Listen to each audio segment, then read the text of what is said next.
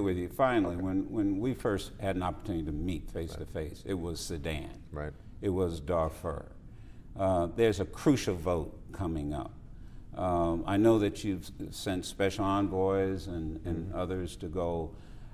When that vote takes place, what is your administration prepared to do to maintain peace and to make sure that it's a peaceful transition, particularly if the Southern Sudanese determine that they want self-determination in a Southern Sudan? Well, this is one of our highest priorities when it comes to our foreign policy related to Africa.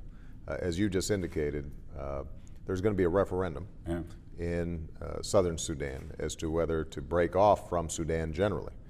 Now, there was a war between the North and the South in Sudan that cost millions of people their lives. We don't want to see another war like that. And so not only my special envoy, but my Secretary of State, my UN Ambassador, Susan Rice, all of them have been active in making sure that we can arrive at a peaceful solution to this. We are going to reach out to the Khartoum government and say to them, we expect you to follow through on your commitment for a peaceful referendum. We are not losing focus on Darfur, which is in Western Sudan, to make sure that they continue to meet their obligations there as well. And our message to Sudan is similar to our message to a lot of these countries around the world that have not observed basic human rights, and that is, you have the opportunity to be a part of the international community.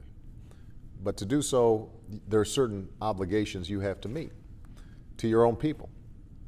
You can't engage in ethnic cleansing. You can't clear out villages because you find the politics of that village inconvenient. You've got to respect self-determination and freedom of speech and respect for women's rights. Those are all universal values that have to be observed.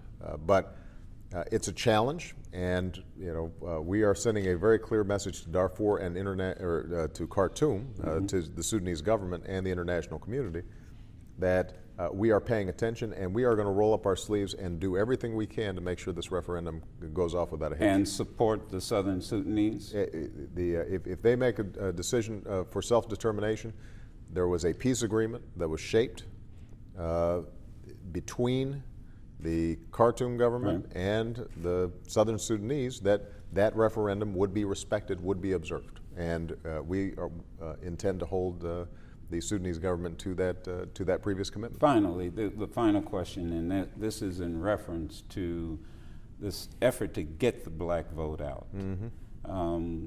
It's key in many of the districts. Absolutely. You know that, I know that, and some places it may be the margin of victory.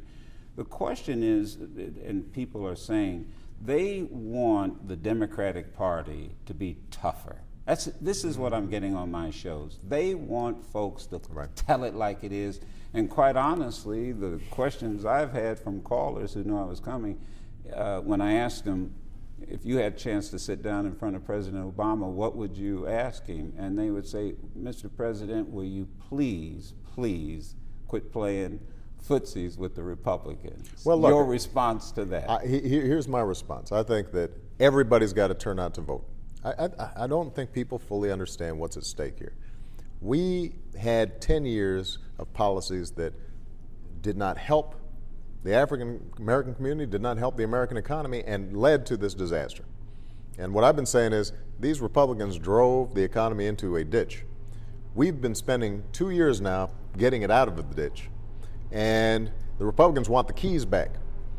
We cannot give them the keys back. If they get them back, they're going to go back to the same policies that got us into this mess in the first place. Nobody's been more damaged than the African American community by that. We've got to make sure that we turn out to vote. You can hear my rides coming up. Timing? There you go. All right. Thank you, Joe. Thanks, man. Appreciate it. God bless you.